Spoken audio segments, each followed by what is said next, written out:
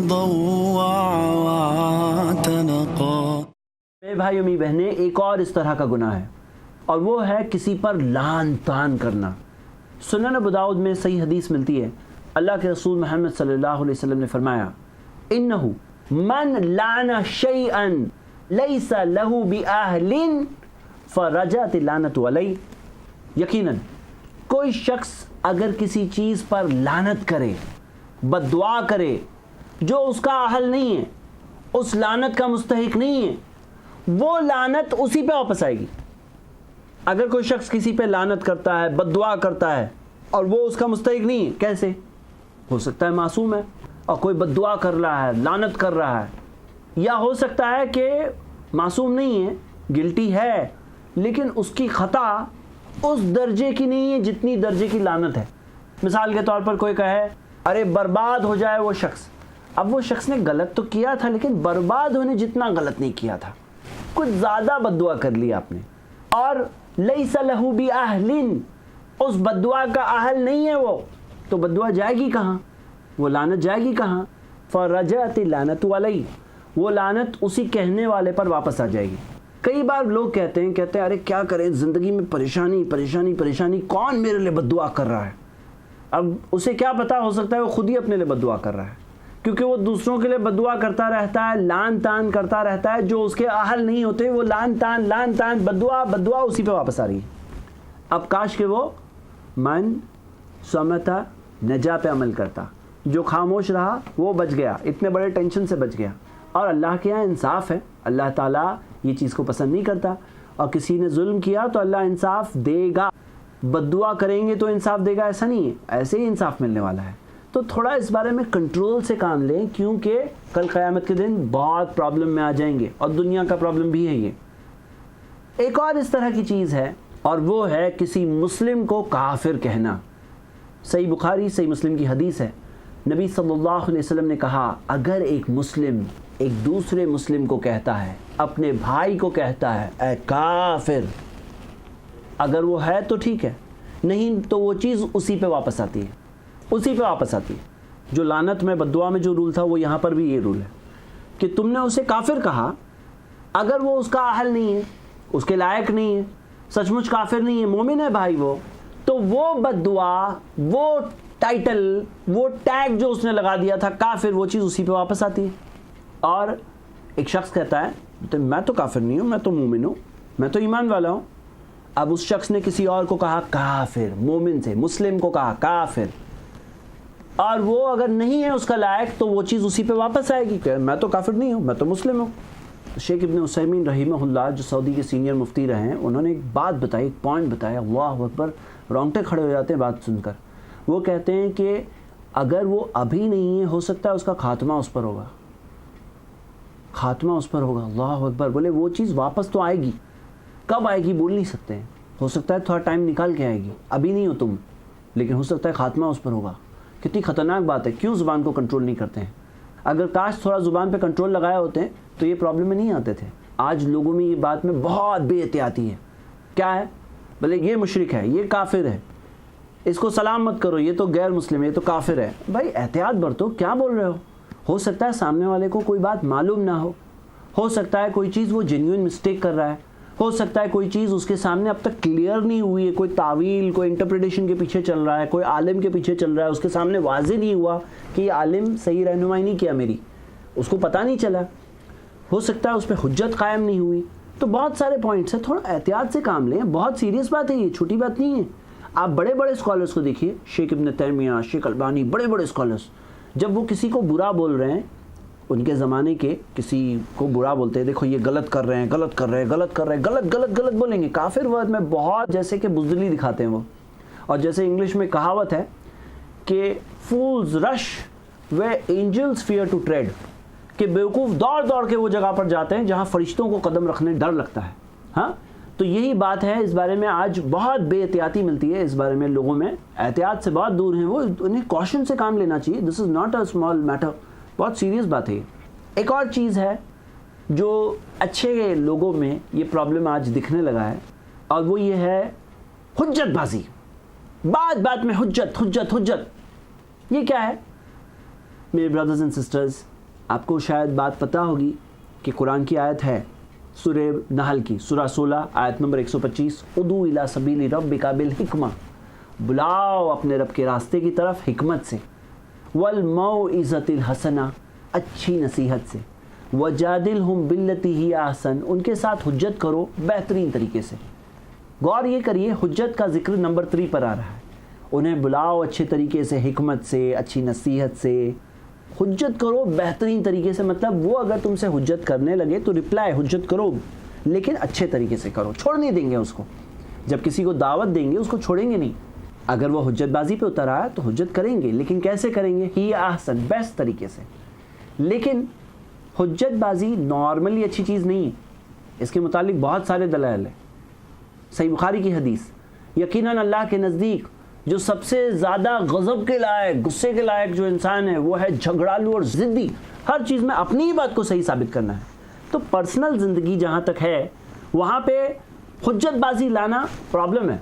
ہاں، دین کی بات ثابت کرنے کے لیے اور نمبر 1 پہ نہیں، ایک ضرورت کے تحت کرنے کی اجازت ہے، لیکن خود کی پرسنل لائف میں ہر چیز میں حجت حجت حجت، جیسے کہ کچھ لوگ ہوتے ہیں نا، ان کو کوئی کبھی غلط ثابت ہی نہیں کر سکتا ہے، وہ ہر چیز میں اپنے آپ کو ہی صحیح ثابت کرنا چاہتے ہیں۔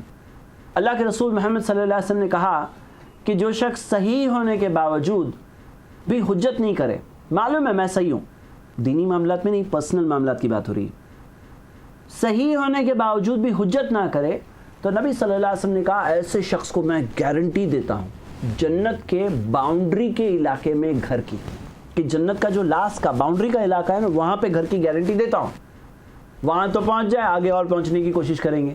کیا کرنا ہوگا؟ حجت بازی کو چھوڑنا ہوگا۔ سنن ابو داؤد کی صحیح حدیث ہے، اللہ کے رسول محمد صلی اللہ علیہ وسلم نے فرمایا ما ضل قوم بعد هدى كانوا عليه الا اوتوا الجدل، کہ لوگ گمراہ نہیں ہوئے سوائے کہ ان کے اندر حجت بازی آ گئی۔ ہدایت پہ آنے کے بعد لوگ گمراہ نہیں ہوئے سوائے کہ ان کے اندر حجت بازی آ گئی۔ ہم سے پہلے والی جو قومیں تھی نا، وہ صحیح راستے پہ آنے کے بعد غلط راستے پہ کیسے چلے گئے؟ ہدایت سے گمراہی میں کیسے چلے گئے؟ اوت الجدل، حجت بازی ان میں آ گئی۔ ہمیں بھی خیال رکھنا ہے کہ ہمارے اندر حجت بازی نہ آ جائے۔ ایک اور پرابلم ہے جو حقوق العباد سے تعلق رکھتا ہے، اور وہ ہے گالیاں دینا۔ بہت سارے لوگ ہیں جو گالی دیتے ہیں بات بات میں، اور گالی دینے کے متعلق صحیح بخاری کی حدیث ہے سباب المسلم فسوق وقتالہ کفر، مسلم کو گالی دینا فسق ہے، گناہ کا کام ہے، اور اس کے ساتھ قتال کرنا، لڑنا کفر ہے۔ اور کسی بھی غیر اہل کو اگر کوئی بات کہی جائے، کوئی برے الفاظ سے پکارا جائے، اللہ تعالیٰ اس چیز کے بارے میں نہیں پسند کرتا۔ کئی لوگ ہوتے ہیں ان کی زبانی بے حیا ہوتی ہے، بات بات میں گالی نکلتی ہے، اللہ اکبر، انہیں احساس تک نہیں ہوتا، انہیں پتہ تک نہیں ہوتا شاید، لیکن نکلتی جاتی ہے، نکلتی جاتی ہے۔ اللہ کے رسول محمد صلی اللہ علیہ وسلم نے فرمایا ان اللہ لا يحب كل فاحش متفاحش، صحیح بخاری کی حدیث ہے کتاب الآداب۔ اللہ نہیں پسند کرتا ایسے لوگوں کو جو بے حیا ہوتے ہیں اور بے حیائی کی باتیں کہتے ہیں۔ ہم اپنے ایسے بھائیوں سے، لوگوں سے خاص التجا کرتے ہیں، جائزہ لو، اللہ تعالیٰ نہیں محبت کرتا ہے ایسے لوگوں سے، اللہ کی محبت سے دور ہو گئے، اللہ تعالیٰ کی رحمت سے دور ہو گئے۔ کیوں؟ یہ زبان، کاش بند رکھے ہوتے زبان کو، کاش تھوڑا خاموش رہے ہوتے، تھوڑا اندر رہے ہوتے، اچھا رہتا، بچ گئے ہوتے یہ چیز سے۔ اب اللہ کی محبت سے دور ہو گئے۔ ان اللہ لا يحب، نہیں محبت کرتا اللہ ایسے لوگوں سے، نہیں پسند کرتا۔ اللہ کے یہاں تھوڑی ایسے لوگ چل جائیں گے، نہیں پسند کرتا اللہ تعالیٰ۔ کل فاحش متفاحش، ہر بے حیا شخص جو بے حیائی کی باتیں کرتا ہے۔ فالورد تضوع واعتنقا، حقیقی کامیابی کے روشن اصول جانیے شیخ حافظ عبد التواب سے۔ قرآن اور حدیث کی روشنی میں دین و دنیا کی حقیقی کامیابی کے روشن اصول، ہر بدھ دوپہر 2:30 بجے اور رات 8 بجے، صرف i+ ٹی وی پر، بہتر زندگی کے لیے۔ الرحمن الرحیم الملک القدوس۔ کیا آپ جاننا چاہتے ہیں آپ کے رب کے اچھے اچھے نام؟ کیا آپ جاننا چاہتے ہیں اپنے رب کی اعلیٰ اعلیٰ صفات؟ اللہ سبحانہ و تعالی کے اسماء حسنی جانیے شیخ نور الحسن مدنی کے ساتھ اللہ تعالی کے مبارک و پاک ناموں اور صفات کی خصوصیات ہر سنیچر رات 8 بجے صرف i+ ٹی وی پر، بہتر زندگی کے لیے۔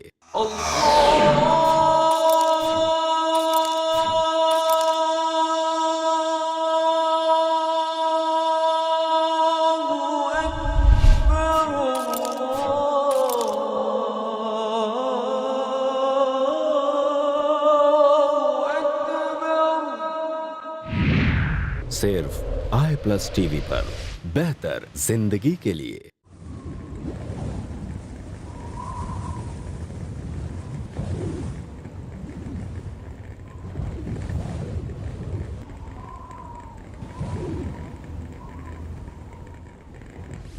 السلام علیکم ورحمۃ اللہ وبرکاتہ۔ میرے بھائیوں اور بہنوں، پچھلے مہینے آپ کے سامنے i+ ٹی وی بچانے کی اپیل ہم نے رکھی۔ الحمدللہ پورے ملک سے لوگوں کے کالز اور تعاون کا ایک ایسا سلسلہ شروع ہوا کہ دیکھتے ہی دیکھتے آدھی سے زیادہ رقم جمع بھی ہو گئی اور ادا بھی ہو گئی۔ اسی وجہ سے ہمیں کچھ اور دنوں کی مہلت مل چکی ہے باقی کی رقم ادا کرنے کے لیے۔ اس کا مطلب یہ ہے کہ آپ کا یہ اسلامک ٹی وی چینل 28 فروری بند نہیں ہوا۔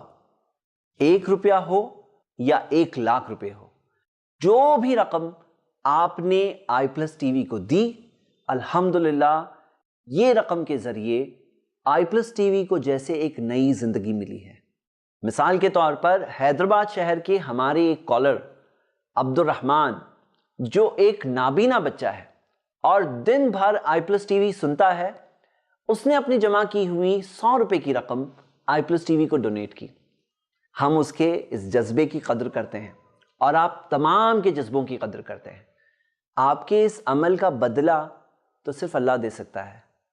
ہم تو صرف اللہ سے دعا کر سکتے ہیں کہ اس مشکل وقت میں آپ نے i+ ٹی وی کا ساتھ دیا، اللہ آپ کی بھی مشکلیں دور کرے اور آپ کے اہل و عیال کو دنیا اور آخرت کی مشکلوں سے بچائے اور آپ کے رزق میں بھرپور برکت دے، آمین۔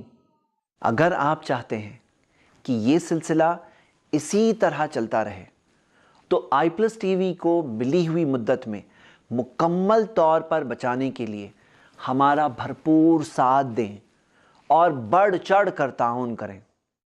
i+ ٹی وی کی مدد کرنے کے لیے کال کریں 9820260173 پر یا آن لائن ٹرانسفر کریں ICICI bank, account name Ilm foundation, saving account number 0011012123111، IFSC code ICIC 00000011، branch Andheri waste.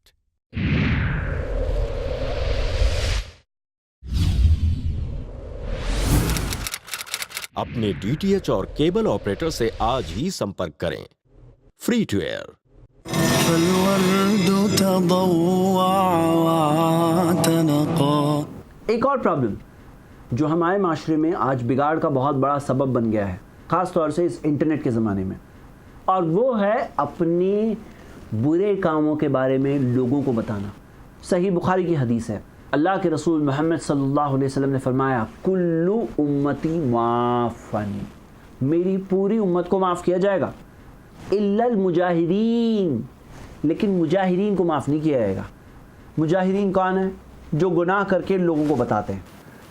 وَإِنَّ مِنَ الْمُجَاهَرَةِ أَن يَعْمَلَ الرَّجُلُ بِاللَّيْلِ عمل، اپنے گناہوں کو بتانے کا ایک طریقہ یہ ہے کہ آدمی رات کو کوئی کام کرتا ہے، ثم يصبح وقد سطر اللہ علیہ، صبح ہوتی ہے، اللہ نے اس کے گناہ کو چھپایا ہوا ہے، اور پھر وہ کہتا ہے، اے فلان عملت باریہۃ کذا و کذا، اے فلاں معلوم ہے کل رات کو میں نے یہ کام کیا، اب اللہ کے رسول صلی اللہ علیہ وسلم نے کہا اللہ نے اس کے گناہ کو چھپایا ہوا تھا، اس نے اپنے اللہ کے پردے کو فاش کر دیا، اللہ نے جو پردے سے چھپایا ہوا تھا اس پردے کو ہٹا دیا۔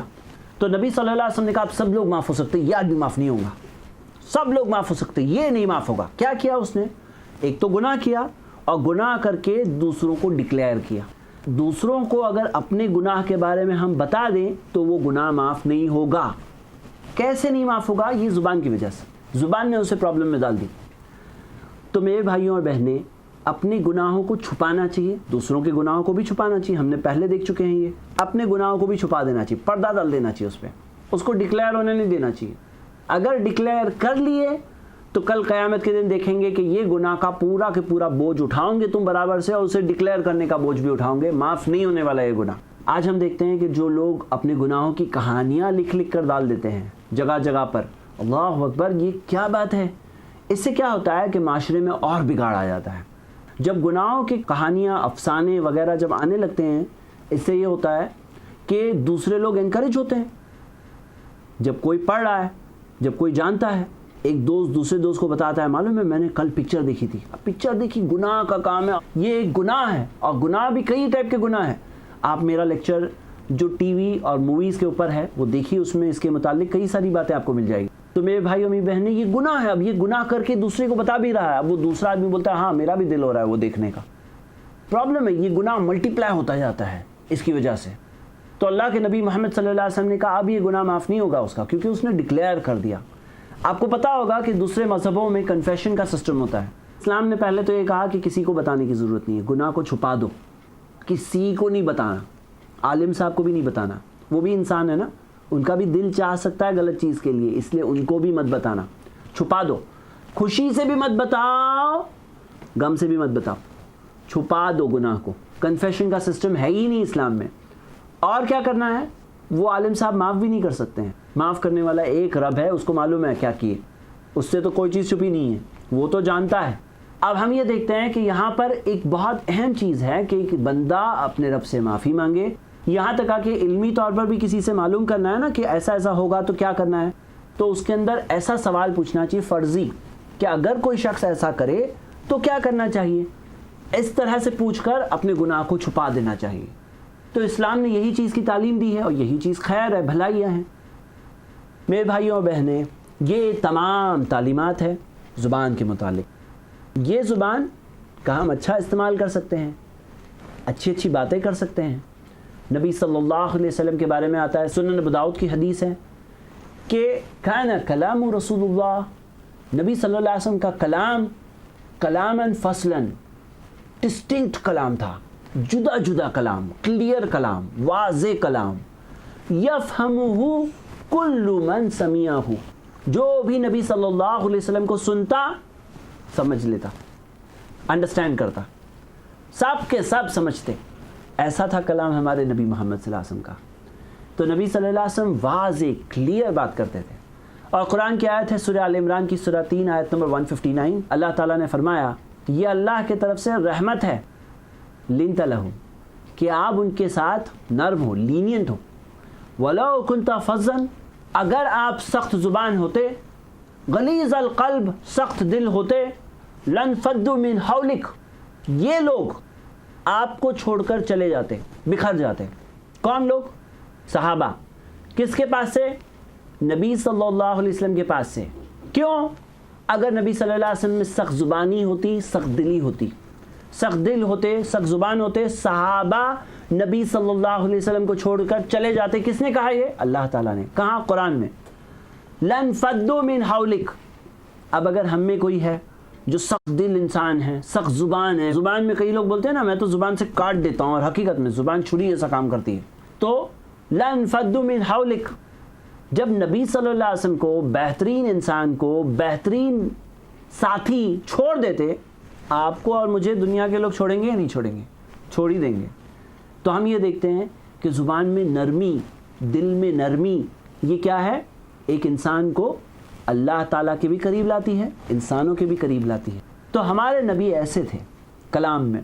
میرے بھائی اور میری بہنیں، ساری باتوں کا نچوڑ یہ ہے کہ یہ زبان اللہ کی دی ہوئی امانت ہے، اللہ تعالیٰ نے اسے استعمال کرنے کا وقت دیا ہے ہمیں، اور یہ زبان ایک انسان کو کامیابی تک پہنچا سکتی ہے، خزانے کے خزانے جمع کر کے دے سکتی ہے، بربادی کا سبب بن سکتی ہے، جہنم کی آگ کے شعلوں تک پہنچا سکتی ہے۔ آخر میں ایک بات کہہ کر ختم کروں گا۔ صحیح بخاری کی حدیث ہے، نبی صلی اللہ علیہ وسلم نے فرمایا جو تمہارے دونوں جبڑوں کے درمیان ہے اور جو تمہارے دونوں رانوں کے درمیان ہے، مجھے گارنٹی دو ان دو چیزوں کی گارنٹی دو، میں تمہیں جنت کی گارنٹی دیتا ہوں۔ اللہ کے نبی محمد صلی اللہ علیہ وسلم وحی کے تحت بات کرتے تھے، انہوں نے واضح طور پر بتا دیا یہ دو چیز کی گارنٹی دو مجھے، میں تمہیں جنت کی گارنٹی دیتا ہوں۔ اور یہی گارنٹی ہم تمام بھائی اور بہنوں کے لیے ہے آج تک۔ دو چیزوں کو کنٹرول کر لو، جنت کی گارنٹی ہے نبی صلی اللہ علیہ وسلم کی طرف سے۔ اب میرے بردرز اینڈ سسٹرز، فیصلہ تو ہم سب کو خود ہی کرنا ہے۔ کیا ہم دنیا کے عام چال چلن کے حساب سے لوز ڈھنگ سے زندگی جئیں گے، زبان کا کیسا بھی استعمال کریں گے اور سمجھیں گے کہ کچھ نہیں کیا میں تو اسے بولا میں نے؟ یہ دنیا کے لوگ اپنے آپ کو دھوکے میں ڈال کے رکھے ہیں، بہت بڑے خسارے میں ہیں وہ اگر اپنے آپ کو نہ سدھارے تو۔ اب ہمارا چوائس ہے، ہم چاہیں تو ویسا کریں، اور کل قیامت کے دن معلوم پڑے گا کہ اکثر خطائیں جو تم کر کے آئے ہو نا، یہ زبان کی وجہ سے کر کے آئے ہو، تو صحیح راستہ اپنا سکتے ہیں۔ اللہ کے نبی محمد صلی اللہ علیہ وسلم کے صرف دو الفاظ کہہ کر میں ختم کرتا ہوں۔ امام ابن عساکر نے اس حدیث کو اپنی کتاب میں جمع کیا ہے، شیخ البانی نے اپنی صحیح الجامع میں حدیث نمبر 204 میں تحقیق دی ہے۔ نبی صلی اللہ علیہ وسلم نے کہا احفظ لسانک، اپنی زبان کی حفاظت کرو۔ وآخر دعوانا ان الحمدللہ رب العالمین۔